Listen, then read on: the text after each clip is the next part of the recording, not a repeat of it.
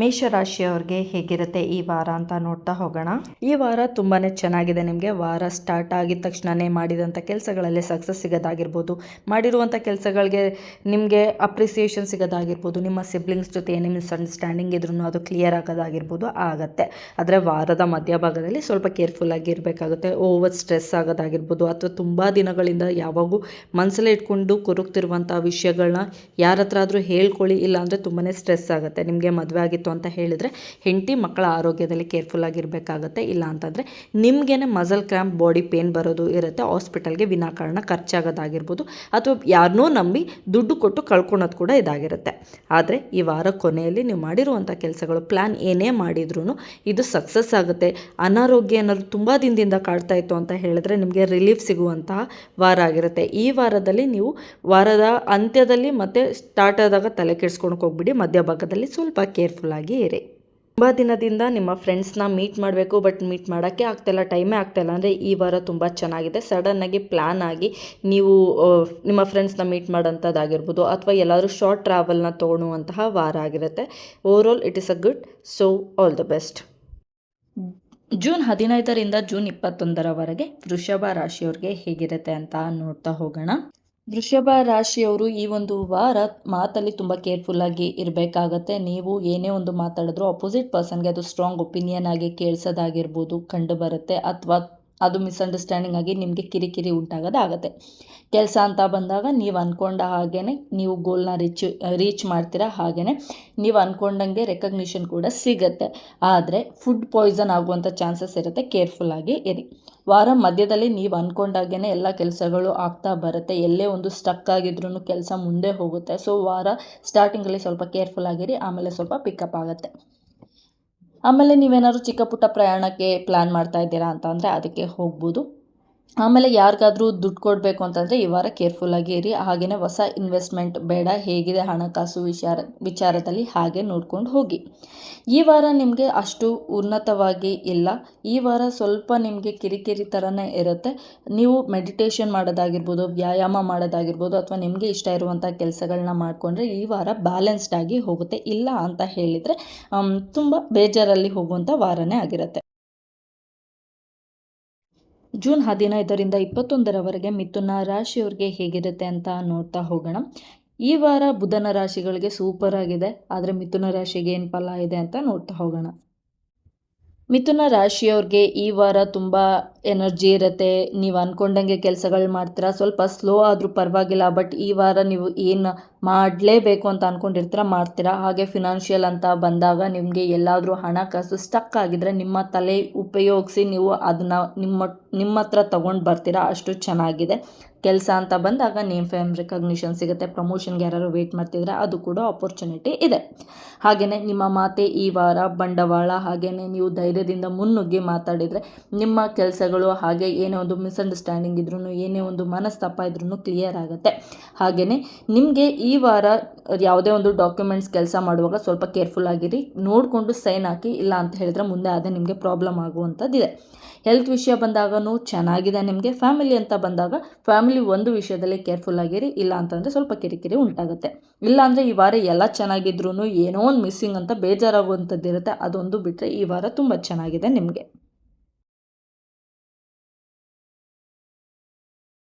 June 15ರಿಂದ 21ರವರೆಗೆ ಕಟಕ ರಾಶಿಯವ್ರಿಗೆ ಹೇಗಿದೆ ಅಂತ ನೋಡ್ತಾ ಹೋಗೋಣ. ಈ ವಾರ ಗುರು ಮತ್ತು ಶುಕ್ರ ಇಬ್ಬರು ಲಗ್ನದಲ್ಲೇ ಇದ್ರೂ ನಿಮಗೆ ಲಗ್ನಾಧಿಪತಿ ಸ್ವಲ್ಪ ಕೈ ಕೊಡುವಂಥ ವಾರ ಆಗಿರುತ್ತೆ. ಈ ವಾರ ಸ್ವಲ್ಪ ಎಕ್ಸ್ಪೆನ್ಸಸ್ ತುಂಬಾ ಜಾಸ್ತಿ ಇರುತ್ತೆ, ಅದು ವೇಸ್ಟ್ ಆಗಿರುತ್ತೆ. ಸೊ ಬಿ ಮೈಂಡ್ಫುಲ್ ನೀವು ಖರ್ಚು ಮಾಡುವಾಗ. ಹಾಗೆಯೇ ಮದುವೆ ಆಗಿತ್ತು ಅಂತ ಹೇಳಿದರೆ ಸಂಬಂಧದಲ್ಲಿ ಮಿಸ್ಅಂಡರ್ಸ್ಟ್ಯಾಂಡಿಂಗ್ ಬರೋದಿರುತ್ತೆ. ಸೊ ಸೈಲೆಂಟ್ ಆಗಿರೋದು ಒಳ್ಳೆಯದು. ಚಿಕ್ಕ ಚಿಕ್ಕ ವಿಷಯನೂ ತಲೆಗೆ ಹಾಕ್ಕೊಂಡು ನಿಮ್ಮ ಶಾಂತಿನ ಹಾಳು ಮಾಡ್ಕೊತೀರಾ ನೀವೇನೆ. ಸೊ ಕೇರ್ಫುಲ್ಲಾಗಿ ಇರಿ. ವಾರ ಮಧ್ಯದಲ್ಲಿ ನಿಮಗೆ ಕೆಲಸಗಳು ನೀವು ಅಂದ್ಕೊಂಡಾಗೆ ನಡೆಯೋದಕ್ಕೆ ಸ್ಟಾರ್ಟ್ ಆಗುತ್ತೆ, ಬಟ್ ತುಂಬಾ ಅಡೆತಡೆಗಳಿರುತ್ತೆ. ಹಾಗೆಯೇ ಸ್ವಲ್ಪ ನಿಧಾನ ಇರುತ್ತೆ. ಬಟ್ ತಲೆ ಕೆಡಿಸ್ಕೋಬೇಡಿ, ನಿಮ್ಮನ್ನು ನೀವು ನಂಬಿ ಮುಂದೆ ಹೋಗಬೇಕಾಗುತ್ತೆ. ಈ ಒಂದು ವಾರ ಹಣಕಾಸಿನ ವಿಚಾರದಲ್ಲಿ ಅಷ್ಟೊಂದೇನು ಚೆನ್ನಾಗಿಲ್ಲ. ಯಾರಿಗೂ ದುಡ್ಡು ಕೊಡೋಕ್ಕೆ ಹೋಗಬೇಡಿ. ಹಾಗೆಯೇ ನಿಮ್ಮ ಹತ್ರ ಇರುವಂಥ ದುಡ್ಡನ್ನ ಸೇವಿಂಗ್ಸ್ ಕಡೆ ಗಮನ ಕೊಡಿ. ಎಕ್ಸ್ಪೆಂಡಿಚರ್ ಜಾಸ್ತಿ ಇರೋದ್ರಿಂದ ಈ ವಾರ ನೀವು ಸ್ವಲ್ಪ ಕೇರ್ಫುಲ್ಲಾಗಿ ಇರಬೇಕೇ ಹೊರತು ಅಲ್ಲಿ ಬೇರೆ ಒಂದು ಆಪರ್ಚುನಿಟಿ ಏನೂ ಇರೋದಿಲ್ಲ. ಬಟ್ ಯಾರಾದರೂ ಹೆಲ್ಪ್ಗೆ ಅಂತ ಬರ್ತಾರೆ ಈ ಒಂದು ವಾರ, ಅವ್ರ ಹತ್ರ ಹೆಲ್ಪ್ ತಗೊಳ್ಳಿ. ಇದು ನಿಮಗೆ ದೀರ್ಘಕಾಲದವರೆಗೂ ಸಹಾಯ ಮಾಡುತ್ತೆ. ಸೊ ಈ ಒಂದು ವಾರ ಸ್ವಲ್ಪ ಕೇರ್ಫುಲ್ ಆಗಿರೋದೇ ಒಳ್ಳೆಯದು.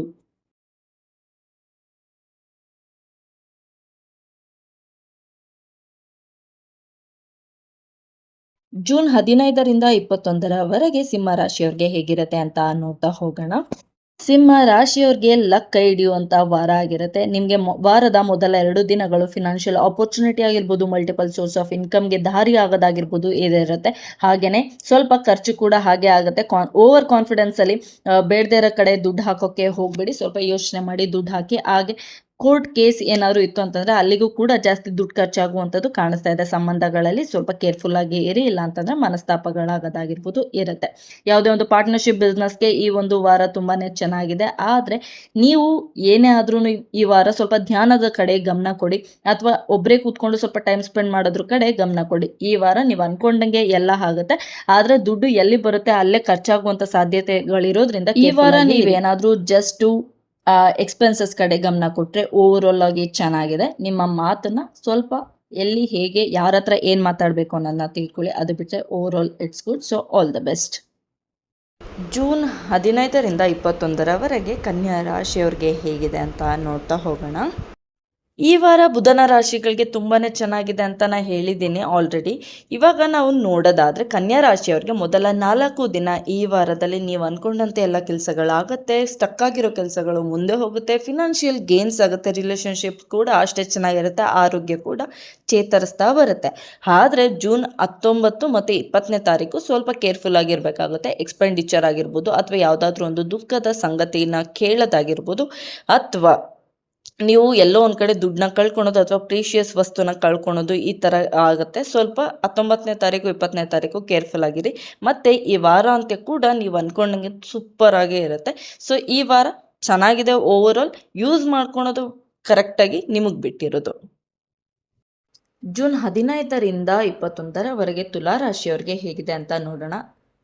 ತುಲಾ ರಾಶಿಯವ್ರಿಗೆ ವಾರದ ಶುರುವಲ್ಲೇ ರಿಲೇಷನ್ಶಿಪ್ ವಿಷಯದಲ್ಲಿ ಸ್ವಲ್ಪ ನೋವು ಉಂಟಾಗುತ್ತೆ. ಅದರಿಂದ ಮನಸ್ಸಲ್ಲಿ ಕಿರಿಕಿರಿ ಅನ್ನೋದು ಇದ್ದೇ ಇರುತ್ತೆ. ಮತ್ತು ವಾರದ ಶುರುವಲ್ಲಿ ಸ್ವಲ್ಪ ಕೆಲಸಗಳು ಅಡೆತಡೆ ಆಗುತ್ತೆ.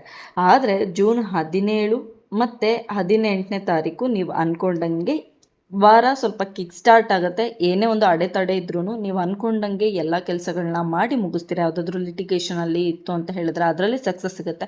ಯಾರಾದರೂ ಕಿರಿಕಿರಿ ಕೊಡ್ತಿದ್ರು ಅಂತ ಹೇಳಿದರೆ ಅವರು ನಿಮ್ಮಿಂದ ಕಿರಿಕಿರಿ ಕೊಡೋದನ್ನ ಸ್ಟಾಪ್ ಮಾಡೋದು ಕೂಡ ಕಾಣಿಸ್ತಾ ಇದೆ.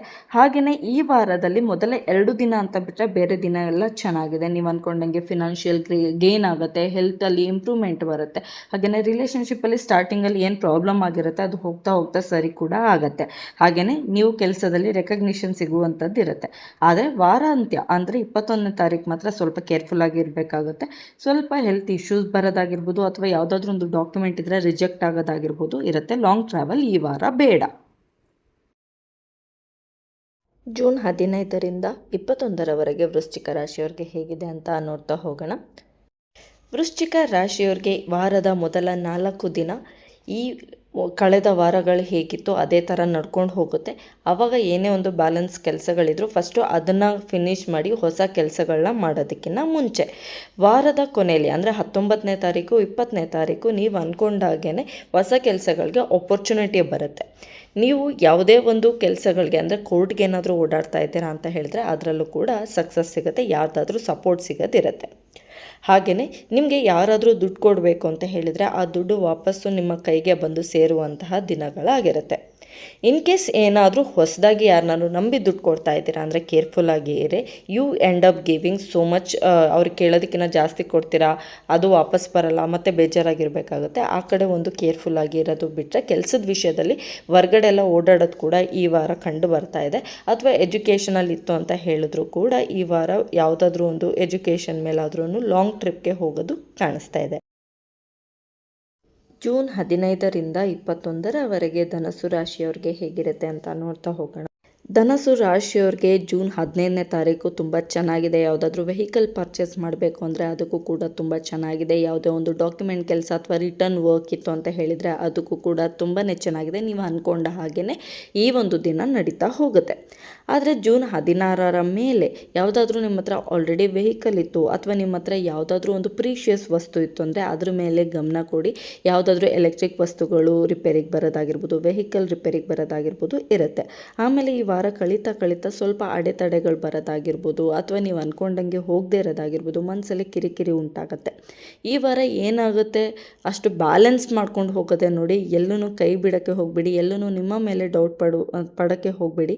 ಈ ವಾರ ಹೆಂಗೆ ಬ್ಯಾಲೆನ್ಸ್ ಮಾಡ್ಕೊಂಡು ಹೋಗ್ಬೋದು ಅದ್ರ ಕಡೆ ಗಮನ ಇರಲಿ. ಇಲ್ಲ ಅಂತಂದರೆ overall is not that great. June 15ರಿಂದ 21ರವರೆಗೆ ಮಕರ ರಾಶಿಯವ್ರಿಗೆ ಹೇಗಿರುತ್ತೆ ಅಂತ ನೋಡ್ತಾ ಹೋಗೋಣ. ಮಕರ ರಾಶಿಯವ್ರಿಗೆ ಸಾಲ ತೀರಿಸುವಂಥ ವಾರ ಆಗಿರುತ್ತೆ. ನೀವು ತುಂಬ ಸೇವ್ ಮಾಡ್ಕೊಂಡಿರ್ತೀರ, ಬಟ್ ಸಾಲ ತೀರಿಸಲೇಬೇಕು ಅನ್ನೋವಂತಹ ಪರಿಸ್ಥಿತಿ ಬರುತ್ತೆ. ಅದರಿಂದ ಸಾಲಕ್ಕೋಸ್ಕರ ನಿಮ್ಮ ಸೇವಿಂಗ್ಸ್ ಹೊರಗಡೆ ಹೋಗುವಂತಹ ಟೈಮ್ ಆಗಿರುತ್ತೆ. ಬಟ್ ಸಾಲ ತೀರುತ್ತಲ್ವ, ಅದಕ್ಕೆ ಖುಷಿಪಡಿ. ಪಾರ್ಟ್ನರ್ಶಿಪ್ ಬಿಸ್ನೆಸ್ಗೆ ತುಂಬಾ ಚೆನ್ನಾಗಿದೆ. ನಿಮ್ಮ ಪಾರ್ಟ್ನರ್ ಜೊತೆಗೆ ಯಾವುದೇ ಒಂದು ಕೆಲಸಕ್ಕೆ ಕೈ ಹಾಕಿದ್ರು, ಬಿಸ್ನೆಸ್ ಇದ್ದರೆ ಎಸ್ಪೆಷಲಿ ತುಂಬಾ ಚೆನ್ನಾಗಿದೆ. ನಿಮಗೆ ಮದುವೆ ಆಗಿತ್ತು ಅಂತ ಹೇಳಿದರೆ ನಿಮ್ಮ ಪಾರ್ಟ್ನರ್ ಜೊತೆ ಸಂಬಂಧ ಏನಾದರೂ ಕಿರಿಕಿರಿಯಲ್ಲಿ ಇತ್ತು ಅಂತ ಹೇಳಿದರೆ ಅದು ಕೂಡ ಸರಿಯಾಗುವಂತಹ ವಾರ ಆಗಿರುತ್ತೆ. ನೀವು ಏನೇ ಒಂದು ಕೆಲಸಕ್ಕೆ ಕೈ ಹಾಕಿದ್ರೂ ತುಂಬ ದಿನಗಳಿಂದ ಆಗ್ತಾಯಿಲ್ಲ ಅಂತಂದರೆ ಈ ವಾರ ಸ್ವಲ್ಪ ಪ್ರೋಗ್ರೆಸ್ ಆಗುತ್ತೆ. ಆದರೆ ವಾರಾಂತ್ಯದಲ್ಲಿ ಸ್ವಲ್ಪ ಅನ್ಎಕ್ಸ್ಪೆಕ್ಟೆಡ್ ಎಕ್ಸ್ಪೆನ್ಸಸ್ ಬರುತ್ತೆ. ವೆಹಿಕಲ್ ಪರ್ಚೇಸ್ ಆಗಿರ್ಬೋದು, ಲಕ್ಸುರಿ ಐಟಮ್ಸ್ನ ಪರ್ಚೇಸ್ ಮಾಡೋದಾಗಿರ್ಬೋದು ಅಥವಾ ಬೇಡದಿರೋ ವಸ್ತುಗಳನ್ನ ಪರ್ಚೇಸ್ ಮಾಡೋದಿರುತ್ತೆ. ಇದ್ರ ಕಡೆ ಸ್ವಲ್ಪ ಕೇರ್ಫುಲ್ಲಾಗಿ ಇರಿ. So overall it is a good week for you. June 15ರಿಂದ 21ರವರೆಗೆ ಕುಂಭ ರಾಶಿಯವ್ರಿಗೆ ಹೇಗಿರುತ್ತೆ ಅಂತ ನೋಡ್ತಾ ಹೋಗೋಣ. ಕುಂಭ ರಾಶಿಯವ್ರಿಗೆ ಈ ವಾರ ಮಿಕ್ಸ್ಡ್ ರಿಸಲ್ಟ್ ಅಂತಲೇ ಹೇಳ್ಬೋದು. ಯಾರೆಲ್ಲ ಕ್ರಿಯೇಟಿವ್ ಫೀಲ್ಡಲ್ಲಿ ಇದ್ದೀರಾ ಅವ್ರಿಗೆ ತುಂಬ ಚೆನ್ನಾಗಿದೆ. ಪಾರ್ಟ್ನರ್ಶಿಪ್ಪಲ್ಲಿ ಬಿಸ್ನೆಸ್ ಮಾಡ್ತಾ ಇರೋರು ಸ್ವಲ್ಪ ಕೇರ್ಫುಲ್ಲಾಗಿ ಇರಬೇಕಾಗುತ್ತೆ. ಯಾಕಂದರೆ ಪಾರ್ಟ್ನರ್ಸ್ ಮಧ್ಯೆ ಸ್ವಲ್ಪ ಜಗಳಗಳಾಗೋಂಥದ್ದು ಕಾಣಿಸ್ತಾ ಇದೆ. ಫ್ರೆಂಡ್ಸ್ನಿಂದ ನಿಮಗೆ ಸ್ವಲ್ಪ ಡಿಸಪಾಯಿಂಟ್ ಆಗುವಂತಹ ವಾರ ಆಗಿರುತ್ತೆ. ಸೊ ಎಕ್ಸ್ಪೆಕ್ಟೇಷನ್ ತುಂಬಾ ಕಮ್ಮಿ ಇಡಿ. ಈ ವಾರ ಮಧ್ಯದಲ್ಲಿ ನಿಮಗೆ ಬಿಗ್ ರಿಲೀಫ್ ಸಿಗುವಂತಹ ವಾರ ಆಗಿರುತ್ತೆ. ಕೋರ್ಟ್ ಕೇಸ್ಗಳಲ್ಲಾಗಿರ್ಬೋದು ಅಥವಾ ಸಾಲ ತೀರ್ಸೋದ್ರಲ್ಲಾಗಿರ್ಬೋದು ಅಥವಾ ಎಲ್ಲಾದರೂ ದುಡ್ಡು ಬರಬೇಕು ಅಂದರೆ ಸ್ವಲ್ಪ ಬಿಗ್ ರಿಲೀಫ್ ಸಿಗುತ್ತೆ. ಅಂದರೆ ಎಲ್ಲ ನಿಮ್ಮ ಫೇವರಲ್ಲಿ ಆಗುತ್ತೆ. ಬಟ್ ವಾರ ಕೊನೆಯಲ್ಲಿ ಎಗೇನ್ ಸೇಮ್ ರಿಪೀಟೆಡ್ ಪ್ಯಾಟರ್ನಲ್ಲಿನೇ ನಿಮಗೂ ಸ್ವಲ್ಪ ಬೇಜಾರಲ್ಲಿ ಇರ್ತೀರಾ, ಅಡೆತಡೆಗಳಿರುತ್ತೆ. ಹಾಗೆಯೇ ನಮ್ಮದವರಿಂದನೂ ಮೋಸ ಆಗುವಂತಹ ವಾರ ಆಗಿರುತ್ತೆ. ಸೊ ಸ್ವಲ್ಪ ಕೇರ್ಫುಲ್ಲಾಗಿ ಹ್ಯಾಂಡಲ್ ಮಾಡಿ. ಎಲ್ಲನೂ ನಿಮ್ಮನ್ನು ನೀವು ಬಿಟ್ಕೊಡ್ಬೇಡಿ, ಚೀಟ್ ಆಗೋಕ್ಕೆ ದಾರಿ ಮಾಡಿಕೊಡ್ಬೇಡಿ. ಜೂನ್ 15ರಿಂದ 21ರವರೆಗೆ ಮೀನ ರಾಶಿಯವ್ರಿಗೆ ಹೇಗಿರುತ್ತೆ ಅಂತ ನೋಡ್ತಾ ಹೋಗೋಣ. ಮೀನ ರಾಶಿಯವ್ರಿಗೆ ಈ ವಾರ ತುಂಬ ಮಿಕ್ಸ್ಡ್ ರಿಸಲ್ಟ್ ಅಂತಲೇ ಹೇಳ್ಬೋದು. ತುಂಬ ಅಪ್ಸ್ ಆ್ಯಂಡ್ ಡೌನ್ಸಲ್ಲಿ ಹೋಗುತ್ತೆ. ವೆಹಿಕಲ್ ಚಾಲನೆ ಮಾಡುವಾಗ ಸ್ವಲ್ಪ ಕೇರ್ಫುಲ್ಲಾಗಿ ಇರಿ. ಆರೋಗ್ಯ ಅಂತ ಬಂದಾಗ ಸ್ವಲ್ಪ ನಿಮಗೆ ಮೈಕೈ ಹಿಡ್ಕೊಳೋದಾಗಿರ್ಬೋದು, ಬಾಡಿ ಸುಸ್ತಾಗೋದಾಗಿರ್ಬೋದು ಈ ಥರ ಕಂಡು ಬರುತ್ತೆ. ಯಾರಾದರೂ ರಿಲೇಷನ್ಶಿಪ್ಪಲ್ಲಿ ಇದ್ದೀರಾ ಅಂತ ಹೇಳಿದರೆ ಈಗೋ ಕ್ಲ್ಯಾಶಸ್ ಬರೋದು ಕಾರಣ ಜಗಳಗಳು ಕೂಡ ಉಂಟಾಗ್ಬೋದು. ಕೇರ್ಫುಲ್ಲಾಗಿ ಇರಿ. ನೀವು ಮನೆಯಿಂದ ಎಲ್ಲಾದರೂ ಟ್ರಾವೆಲ್ ಮಾಡುವಂಥ ಪರಿಸ್ಥಿತಿ ಬರುತ್ತೆ. ಆ ಥರ ಹೋಗಿ ಬನ್ನಿ, ನಿಮಗೂ ಮನಸ್ಸಿಗೆ ನೆಮ್ಮದಿ ಸಿಗುತ್ತೆ. ವಾರಾಂತ್ಯದಲ್ಲಿ ಸ್ವಲ್ಪ ನೀವು ಅಂದ್ಕೊಂಡಂಗೆ ಪಿಕಪ್ ಆಗುತ್ತೆ. ನೀವು ಅಂದ್ಕೊಂಡಂಥ ಕೆಲಸಗಳು ಆಗ್ತಾ ಬರುತ್ತೆ. ಮೊದಲ 4 ದಿನದಲ್ಲಿ ಏನು ನೋವು ಅನುಭವಿಸಿದ್ರಿ ಅದಕ್ಕೆ ಒಳ್ಳೆಯದಾಗಿ ರಿಸಲ್ಟ್ ಸಿಗ್ತಾ ಹೋಗುತ್ತೆ. ಸ್ವಲ್ಪ ಮನಸ್ಸಿಗೆ ನೆಮ್ಮದಿ ಸಿಗುವಂಥದ್ದಾಗಿರುತ್ತೆ ಕೊನೆಯ 3 ದಿನಗಳು. So all the best.